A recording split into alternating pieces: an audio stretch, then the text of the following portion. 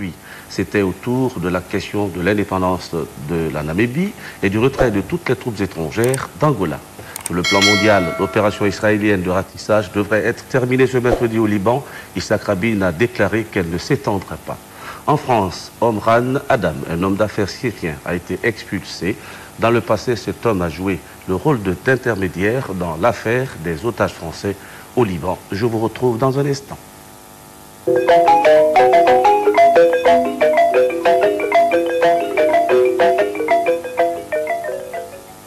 Tué ce mercredi une importante visite de travail à Bissau. Le chef de l'État était à la tête d'une importante délégation gouvernementale qui comprenait les ministres du Transport et des Travaux publics, de la Jeunesse et des Sports, du Contrôle économique et financier, des secrétaires d'État aux énergies et à la sécurité. Un compte-rendu de notre envoyé spécial, Yamoussa Sidibé. Le président de la République, le général Lansana Conté, s'incline devant les couleurs nationales. Le président guinéen passe en revue du détachement.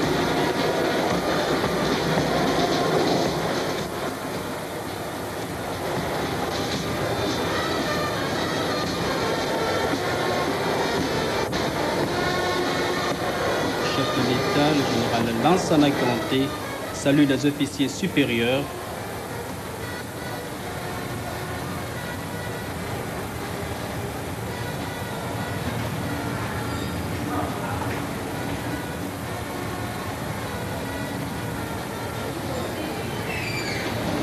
Les membres du comité militaire de redressement national et du gouvernement.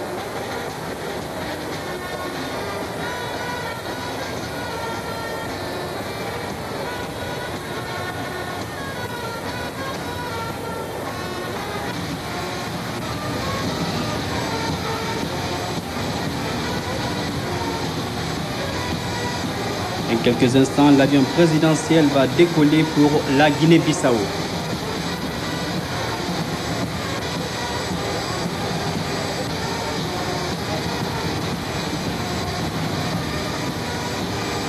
Il est 10 heures lorsque l'avion présidentiel s'envole pour Bissau. Voici la Guinée-Bissau, un petit pays de grands hommes et fiers qui se battent pour rompre avec la pauvreté. Plus de 36 000 km², environ 1 million d'habitants, la Guinée-Bissau est un pays essentiellement agricole enclavé entre la République du Sénégal et la République de Guinée. La recherche de l'autosuffisance alimentaire va de pair ici avec le souci d'engager quelques grands projets plus ouverts sur le marché extérieur tels que l'exploitation des forêts et des ressources minières. Célèbre dans le tiers-monde pour sa lutte de libération nationale qui a duré plus de 11 années, la Guinée-Bissau est indépendante depuis le 10 septembre 1974, après plus de 5 siècles de domination coloniale portugaise.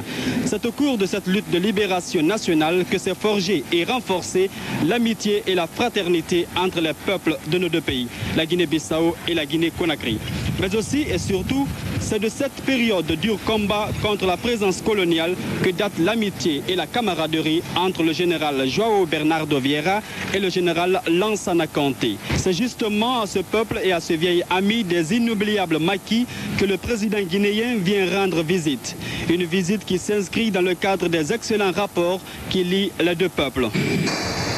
Bissau, 10h30. Le général Lansana Conté est reçu par le chef de l'État de Guinée-Bissau, le général João Bernardo Vieira. Accolade dont la chaleur tire son intensité de la volonté commune des deux présidents de redresser et de développer l'économie de leur pays, mais aussi de conjuguer leurs efforts dans la recherche de solutions aux différents problèmes africains et internationaux.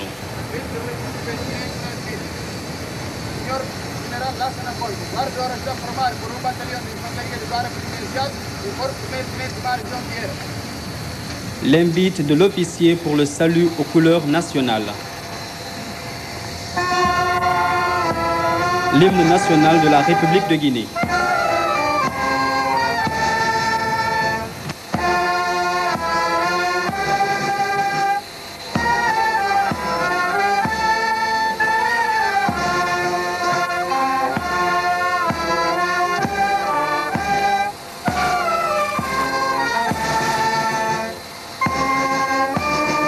De Guinée-Bissau.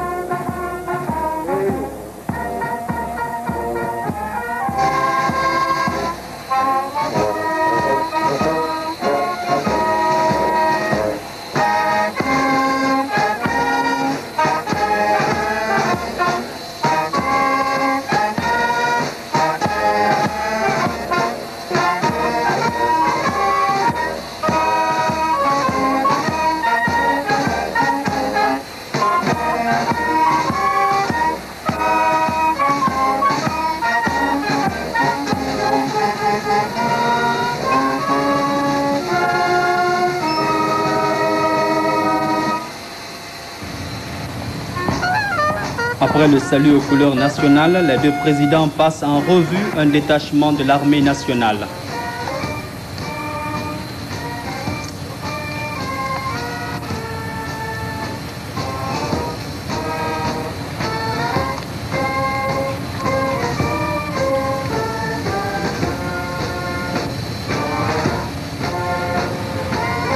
Le général Bernardo Vieira Nino présente les membres de son gouvernement. Poignée de main chaleureux, le chef de l'État guinéen réserve un mot aimable pour chacun.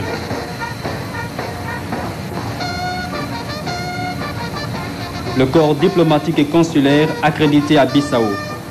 Ils sont nombreux, les diplomates venus accueillir le général Lansana Conté.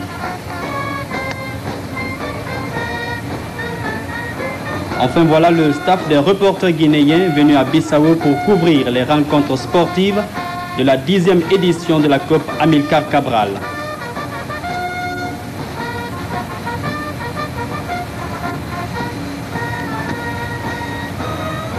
La colonie guinéenne vivant en Guinée-Bissau.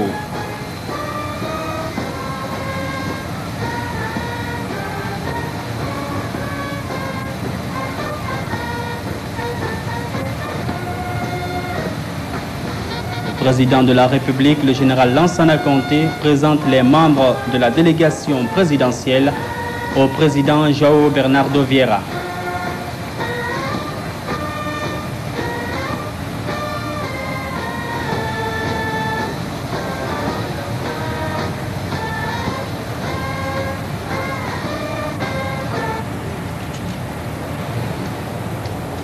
Les deux présidents et leur délégation se rendent au salon d'honneur de l'aéroport de Bissau.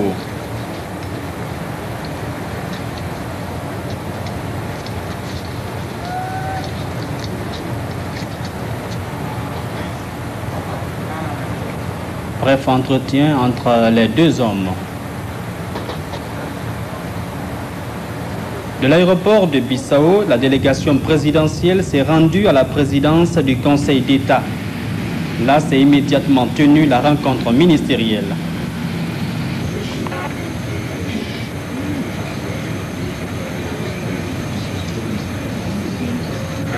Le chef de la délégation ministérielle de Guinée-Bissau a indiqué qu'il s'agit de faire des propositions de questions à discuter éventuellement et a soumis un projet de communiqué de presse.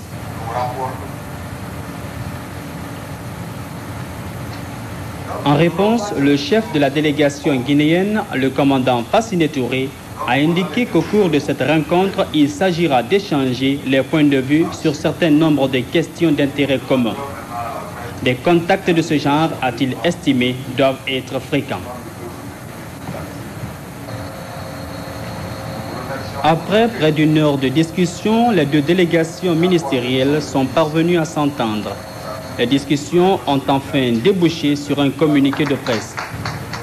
Arrivée des deux présidents, en présence desquels notre ambassadeur en Guinée-Bissau, M. Ibrahima Somparé, va faire lecture du communiqué de presse. Communiqué de presse. Dans le cadre des concertations périodiques, du raffermissement et de l'élargissement des relations fraternelles existant entre la République de Guinée et la République de Guinée-Bissau, Son Excellence le général Lansana Conté, président du comité militaire de redressement national, CMRN, président de la République de Guinée, a effectué une visite de travail à Bissau le mardi 4 mai 1988 à l'invitation de son Excellence le général João Bernardo Vieira, secrétaire général du PAIGC et président du Conseil d'État de la République de Guinée-Bissau. Les deux chefs d'État ont eu un entretien en tête-à-tête au cours duquel ils ont fait un tour d'horizon des questions bilatérales, africaines et internationales.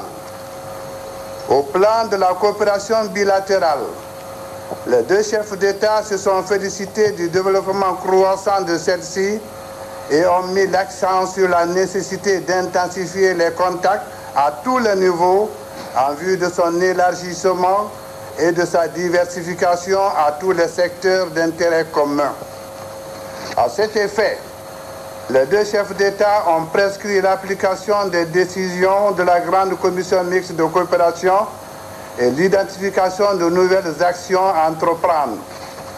Analysant les questions africaines, les deux chefs d'État ont réaffirmé leur attachement aux objectifs et principes définis dans la charte de l'Organisation de l'Unité africaine OUA.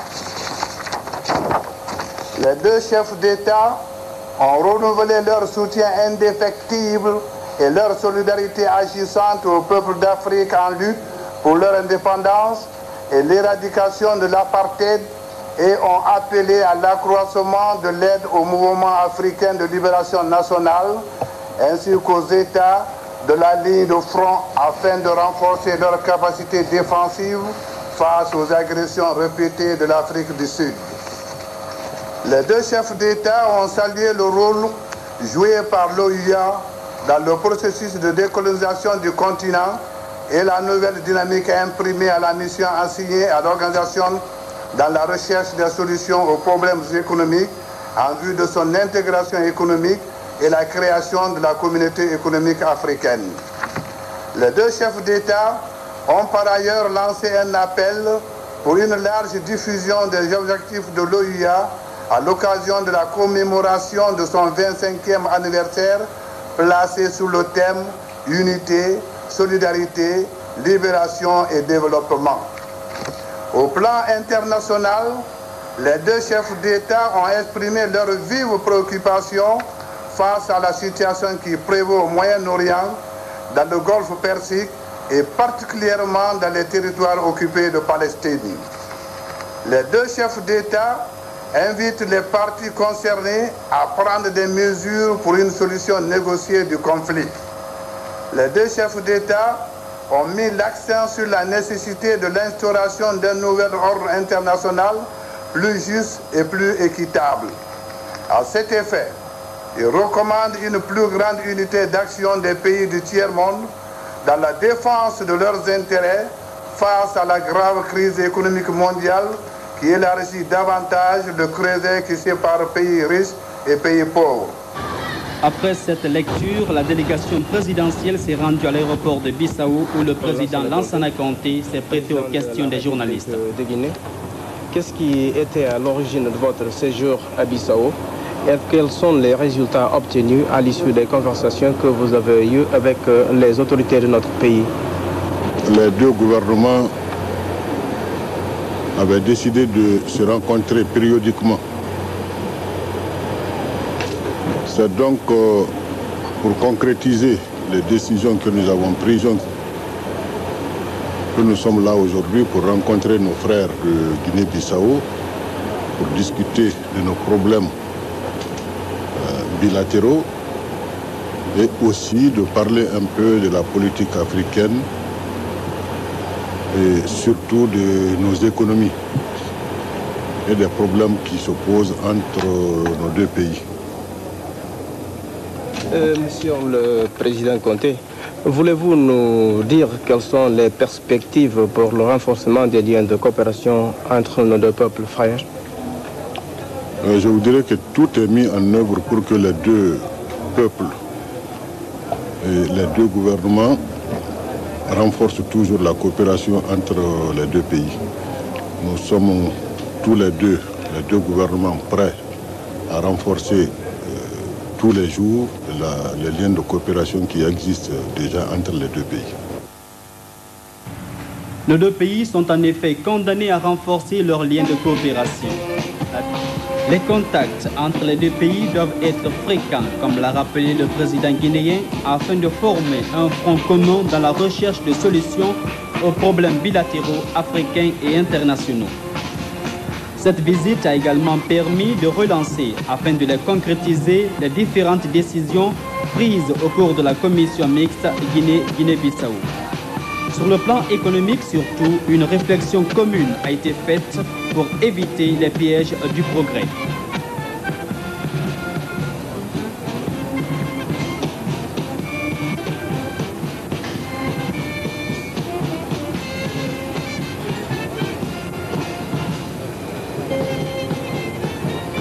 La délégation sportive guinéenne qui participe aux rencontres de la 10e édition de la Coupe Amilcar Cabral qui se tient en Guinée-Bissau.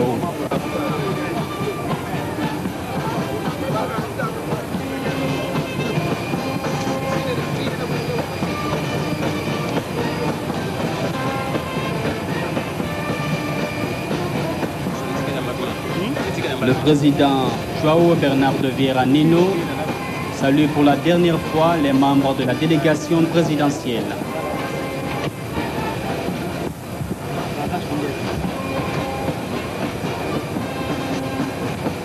Les deux présidents se congratulent pour la dernière fois avant le départ pour Conakry.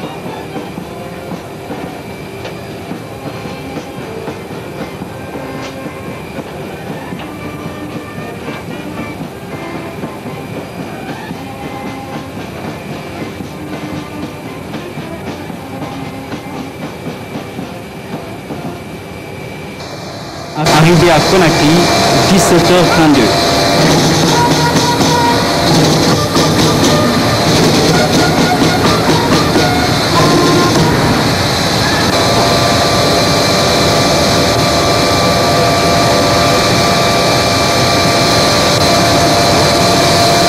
Bien sûr, c'est une nouvelle page pour le bonheur de nos peuples que le président João Bernardo Vieira et Lansana Conté viennent positivement décrire.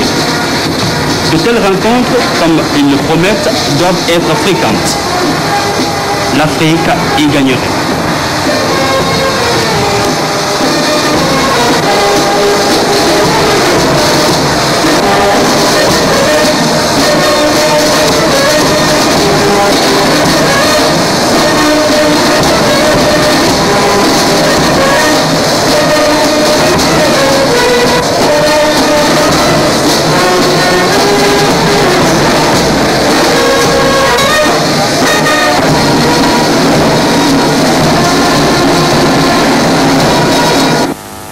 Notre enquête sur le stockage à Kassa de 15 000 tonnes de déchets industriels toxiques par la société SIAG se poursuit. Une équipe de notre journal s'est rendue aujourd'hui à Kassa à cet effet. Aussi, à propos de cette même affaire, nous avons été informés d'une mise au point du ministère des Ressources naturelles et de l'Environnement qui indique des données sur le déroulement des faits. Nous reviendrons sur tout cela lors de Guinée Info de jeudi. Autre chose sur le plan national, bientôt les examens de fin d'année. Chaque élève se verra récompensé de l'effort qu'il aura fourni au cours de l'année scolaire. Nos reporters se sont rendus hier au lycée Château d'Eau pour les résultats de fin du deuxième trimestre. Le constat est catastrophique. Ibrahima Silla. Pour les classes d'examen, l'espoir est déçu. Tenez, en 12e année sciences sociales, sur 100 candidats, ce sont 13 qui ont obtenu la moyenne. En 12e année sciences expérimentales, sur 114 seulement, 8 ont la moyenne. En terminale sciences sociales, sur 72, 56 ont la moyenne, record pour les classes d'examen. Et en terminale sciences expérimentales, sur les 120 candidats, 40 seulement, soit le tiers de l'effectif. Quant à la 10e année niveau brevet, sur les 627 candidats, ce sont 70 seulement qui ont franchi la barre des 10 sur 20. Des résultats qui méritent des moments de réflexion. À quel niveau se situe la cause d'une telle déconvenue à l'heure où des dispositions sont envisagées pour qualifier davantage l'enseignement guinéen? En tout cas, c'est le bon moment pour les élèves, les parents, les maîtres et professeurs de mûrir la situation et préconiser les mesures qui s'imposent. Regardez par exemple ce jeune de 15 ans. Il a été sacré meilleur élève de l'établissement pour cette année. C'est une fierté pour sa personne et pour sa famille. Ce prix, c'est un signe qui m'encourage dans les études. Et puis ça me dit encore de fournir beaucoup d'efforts dans les études. Nous avons ensuite rencontré certains responsables de l'éducation et parents d'élèves. C'est une très bonne chose. Cela pousse à l'émulation entre les élèves. Et l'émulation, c'est comme un moteur qui fait avancer les choses. Je suis particulièrement contente quant à moi parce que ce lycée est le lycée d'une de mes filles qui a eu la moyenne. Nous avons remarqué que les élèves avaient un niveau tel, avec ça, ils ne pouvaient pas faire nos espoirs. Nos estimations, c'est que nous avons personnellement encouragé cette position de la DPE, celle de l'organisation des compositions de tests. Et nous avons remarqué que les résultats le prouvent maintenant. Notre objectif est d'abord de qualifier nos enfants, les préparer à affronter les différents examens qui attendent. Et nous avons constaté que le résultat du second trimestre, la moyenne était très minime. En début de semaine, une violente tornade a provoqué d'importants dégâts matériels dans la capitale. Quelques édifices publics ont été endommagés, dont le lycée de Bonfi et l'école primaire de Bessia Centre à Conakry 3. La tornade fait des dégâts, il est vrai, mais il appartient aux hommes de réparer ces dégâts. Aux ultimes moments de l'année académique, et rien n'est encore fait par les autorités de Conakry 3. Qu'attendent-elles? Abdoulaye Kassila. Voici le lycée de Bonfi. À quelques semaines des examens, plus de 5 classes sont exposées aux intempéries de la nature. Pas de toiture et les fenêtres sont là, branlantes. Faute de mieux, ces élèves sont obligés de suivre les cours dans des conditions aussi pénibles à nulle autre pareille. L'école semble ne pas bénéficier de l'apport des autorités locales et pourtant, les informations ont été portées plus loin. La situation que nous vivons présentement dans notre établissement est vraiment catastrophique. Quand on sait que le lycée Bonfi est un centre d'examen. Centre d'examen, nous devons abriter au moins 661 candidats à la première partie sciences sociales. Et lorsque cet événement est survenu, nous sommes vraiment embarrassés parce que dans quelques jours seulement, dans 29 jours, nous devons aborder le baccalauréat. Et après le baccalauréat, c'est le brevet. Les conditions de pluie étant là, les dispositions devant être prises pour que le centre soit dans les conditions de recevoir les candidats, nous sommes vraiment soucieux. Et c'est dans cet esprit donc que immédiatement le matin, le lendemain, nous avons saisi l'autorité compétente pour nous, c'est la direction préfectorale. Le directeur préfectoral ne s'est pas lassé lui aussi à son niveau. Nous avons saisi ensemble le préfet. Jusqu'à aujourd'hui, il n'y a pas de réaction, sauf que des ingénieurs, des experts sont venus expertiser le lieu et ils sont repartis. On ne voit pas d'autre réaction du point de vue matériel, réparation. Si la situation du lycée Bonfi n'a que 5 jours, celle de l'école primaire de Bessia Centre, également décoiffée du fait de la tornade, a 2 mois. Pas de réaction concrète sur le terrain, ni de la part de l'APE, du quartier, de la sous-préfecture, ni de la préfecture. Comme pour dire qu'on affiche une indifférence coupable face à ces événements de force majeure. Le 2 mars 1988, il y a eu le décoiffement de notre école primaire de Bessia Centre. Il y a par suite d'une petite tempête qui s'est passée dans les coups de 16h45. Sur le processus pédagogique, immédiatement les cours ont cessé. Puis ce jour, jusqu'à nos jours, il n'y a eu pas effectivement de cours au niveau de ces premières années. On a avisé toutes les autorités préfectorales. On a fait seulement une réunion et nous avons arrêté quelques précisions en ce qui concerne de réparer l'école. Mais ce qui n'a pas vu le jour jusqu'à présent. Indifférence ou pas indifférence, aux autorités de Conakry 3 de se mettre à la tâche le plus tôt possible pour assurer le mieux-être à ces écoles qui risquent de tomber en ruine.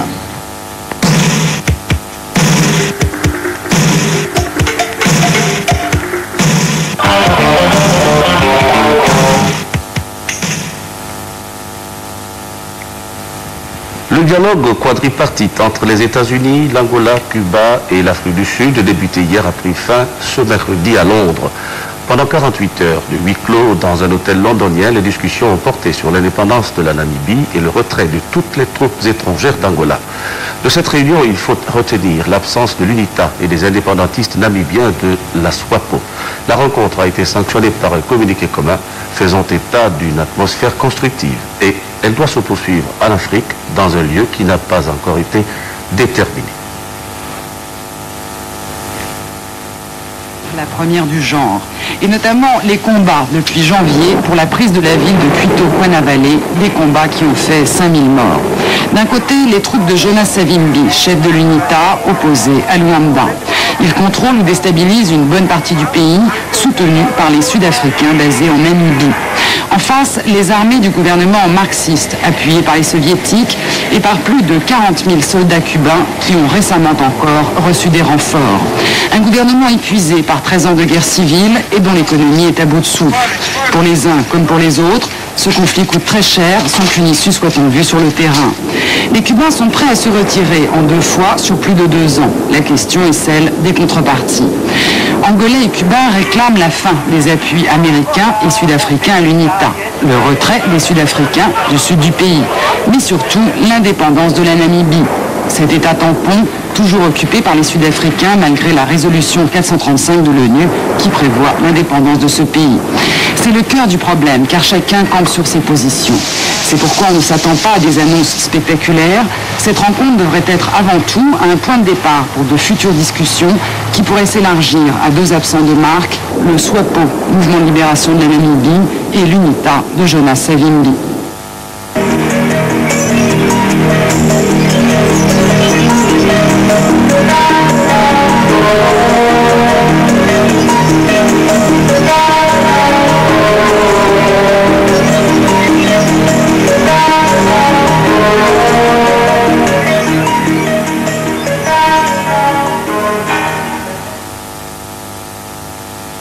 Une vaste opération de ratissage a eu lieu hier à l'intersection des frontières israéliennes, libanaises et syriennes au pied du mont Hermon.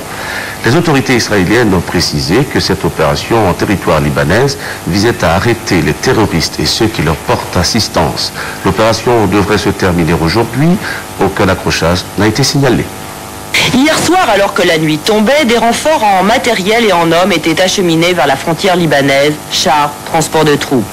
Ce manège s'est poursuivi tard. L'opération dans la zone de sécurité a continué toute la nuit et au poste frontière de Metula, on pouvait entendre le bruit des fusées éclairantes. Il est encore très difficile de savoir ce qui s'est passé de l'autre côté hier. Les images filmées par la télévision israélienne, seule équipe autorisée à suivre l'armée, ne nous ont rien révélé sur l'incursion des fantassins israéliens. Le ratissage des pentes du mont Hermon aurait été achevé hier en fin d'après-midi, selon les casques bleus de la FINUL présents dans la zone. Mais les militaires israéliens ne veulent toujours pas dire s'ils se sont contentés de boucler les villages ou s'ils ont procédé à de nombreuses interrogations, 2000 selon certains journaux israéliens. Ce matin, à l'aube ici, rien n'indiquait que les troupes israéliennes allaient se retirer. Des hélicoptères repartaient au Liban et des mouvements de troupes étaient signalés près des lignes syriennes. Un homme d'affaires syrien, Omran Nadam, a été expulsé de France en vertu de la procédure dite d'urgence absolue. Dans le passé, l'intéressé a joué le rôle d'intermédiaire dans l'affaire des otages français au Liban. Ces otages français ont d'ailleurs été libérés aujourd'hui à 18h30 GMT. Adam est considéré comme proche du chef de l'État syrien. Il ne figure pas sur la liste du personnel diplomatique de la Syrie en France. Au début du mois d'avril, M. Adam affirmait à TF1 que les otages français du Liban allaient être libérés et que si cette libération n'intervenait pas dans les jours suivants, l'armée syrienne agirait en investissant les quartiers chiites du sud de Beyrouth. Les propos de l'homme d'affaires, qui s'occupe entre autres de négoce international, vente de céréales, etc., avaient été pris au sérieux pour au moins 2 raisons.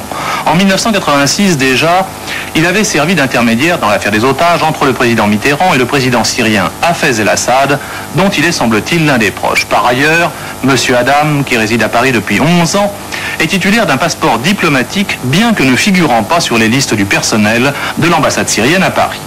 Mais la mesure d'expulsion qui le touche aujourd'hui, en vertu de la procédure d'urgence absolue, est en fait motivée par des confidences faites par M. Adam à un journal pro-syrien de Beyrouth. Dans l'article d'Al-Hakika, Jacques Chirac et Charles Pasqua sont en fait tenus pour responsables de l'échec concernant la libération de nos 3 otages toujours retenus au Liban. En marge de cette affaire, on ne peut évidemment oublier les propos d'un autre journal, koweïtien celui-là, Al-Kabas, qui fin avril mettait en cause le président français, l'accusant d'avoir interféré dans les négociations en cours, empêchant la libération des otages. Le journal koweïtien avait par la suite présenté des excuses à l'Élysée pour réaffirmer quelques jours plus tard la justesse de ces informations. Hier soir, Charles Pasqua, au cours d'un meeting à Bourg-en-Bresse, s'est exprimé sur toute l'affaire. C'est notre gouvernement qui a, par des démarches incessantes, obtenu la libération. Leur libération, lorsque nous sommes arrivés aux affaires, 10 Français étaient détenus en otage au Liban. 7 d'entre eux sont rentrés grâce à nous et il ne s'est pas passé de jour sans que nous n'utilisions tous les moyens à notre disposition pour récupérer les autres. Un jour, je dirais, les embûches que nous avons trouvées sur notre route, oui, après les élections, quel que soit le résultat, je le dirai. La page culturelle dans ce journal, le groupe Kassav revient à Paris pour une série de concerts au Zénith. Kassav, qui sillonne en permanence les 5 continents, a réussi dans sa musique à combiner les rythmes noirs américains et la musique traditionnelle des Caraïbes. Voici un clip réalisé à Paris sur Kassav, dans un quartier populaire.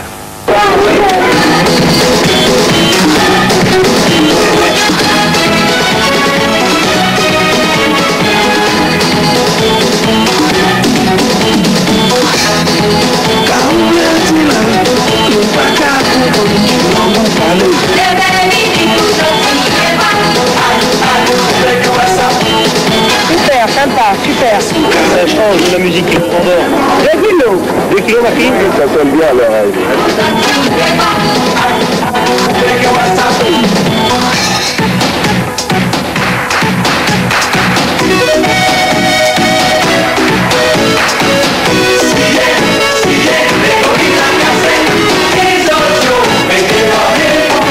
Ça rappelle le petit vin blanc.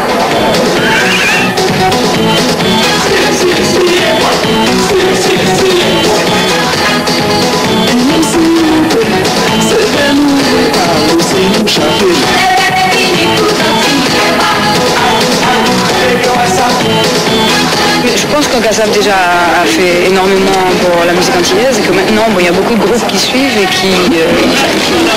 qui avancent. Quoi. Je crois que la musique elle a vraiment évolué. Comme le même phénomène s'est passé en Jamaïque avec Marley et puis tous ceux qui ont suivi, Sir Roll, Peter Tosh, tous les autres. Oui, mais vous n'êtes pas étonné, vous, de cette ce brusque engouement comme ça? Non, parce qu'on n'est pas étonné dans la mesure où dans 10 ans ce sera quelqu'un d'autre. Ça peut-être les Chinois. Enfin, j'espère quand même que ça va pas demeurer au stade de mode, quoi. Que ça va devenir un style. Donc, voilà. 25 serait mieux. Hein. Ah ouais.